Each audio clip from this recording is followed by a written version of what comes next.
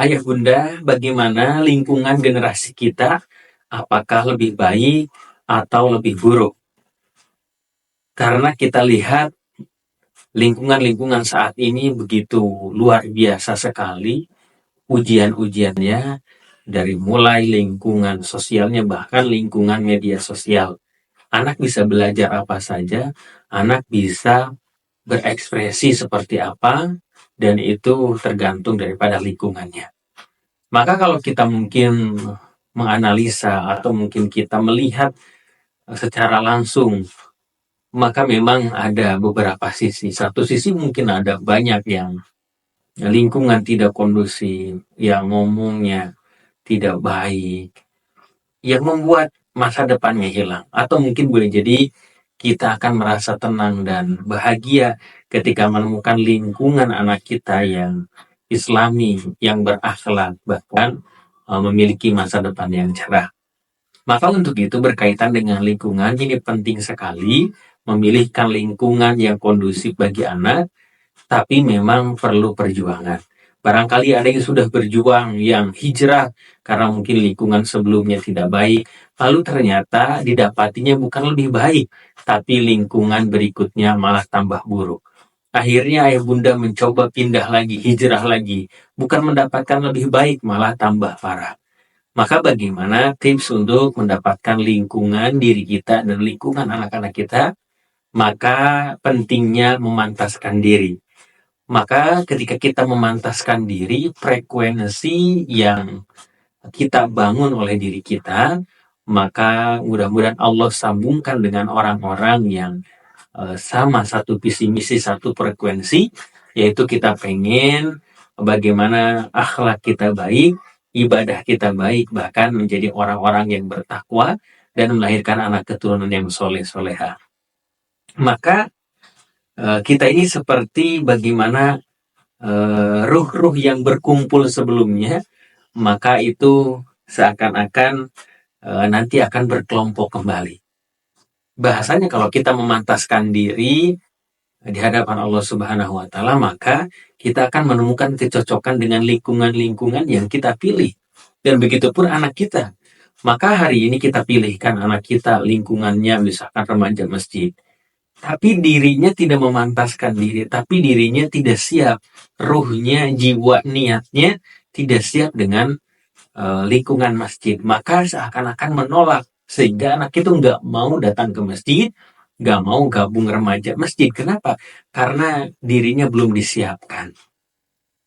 Nah, ketika misalkan anak kita yang ada dalam dirinya pengennya hiburan, pengennya main, bahkan mungkin ada yang kekacauan dalam hati dan pikirannya karena melihat pertengkaran, karena melihat perceraian, maka dia akan seakan-akan tersambung kepada orang yang sama, orang-orang yang sakit hati, yang broken home, dan akhirnya lingkungannya nanti tidak baik. Maka pantas sebenarnya ada sebuah hadis bahwa seseorang itu tergantung dari agama temannya, ya. Ketika misalkan ya temannya buruk, maka dia akan terbawa buruk. Maka temannya baik, dia akan terlihat juga baik. Maka ada perumpamaan ini bahwa ketika kita dekat-dekat dengan penjual minyak wangi, kita akan ke bawah wangi. Bahkan mungkin dikasih atau kita bisa beli minyak wanginya.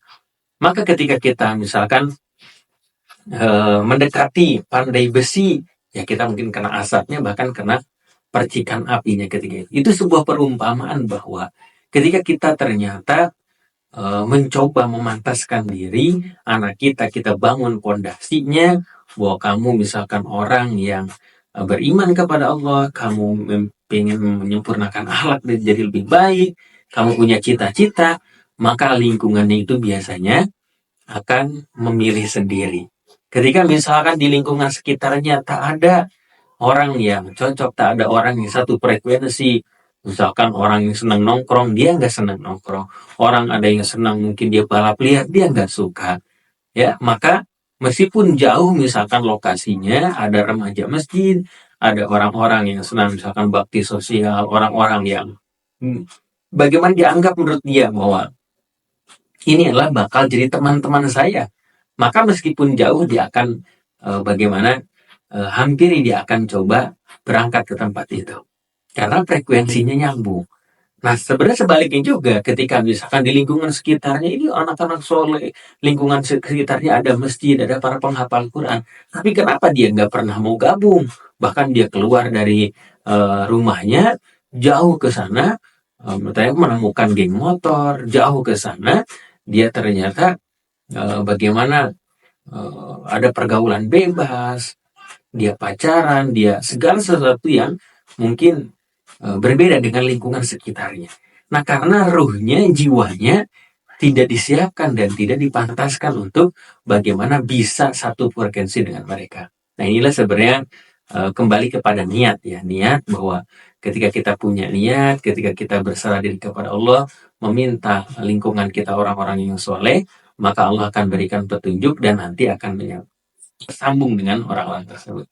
Maka hari ini ketika kita kebingungan, bagaimana anak kita kekhawatiran, ketakutan, anak saya takut ke bawah hal yang tidak diinginkan, maka kita bekali anak itu dengan keimanan, bekali anak itu dengan kesolehan, bekali anak itu dengan kebaikan-kebaikan. Maka mudah-mudahan tersambunglah bagaimana frekuensi itu dan ternyata mungkin bertemu dengan orang-orang soleh. Meskipun tidak banyak, hanya misalkan punya ada satu teman, dua teman, ya syukur bisa lebih banyak daripada itu.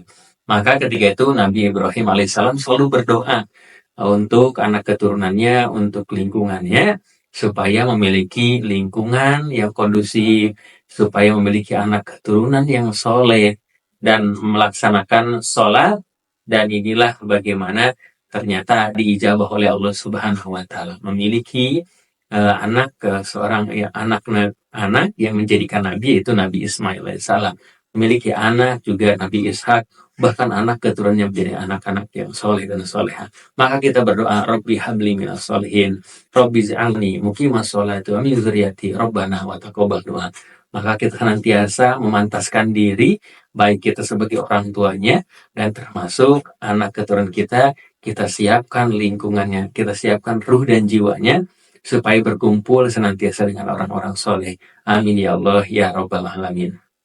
Oh iya, kami punya program safari dakwah bagi Anda yang memiliki masjid, majlis taklim, sekolah, dan lain sebagainya, berkesempatan untuk mengadakan kegiatan parenting, kajian Islam, seminar, dan lain sebagainya.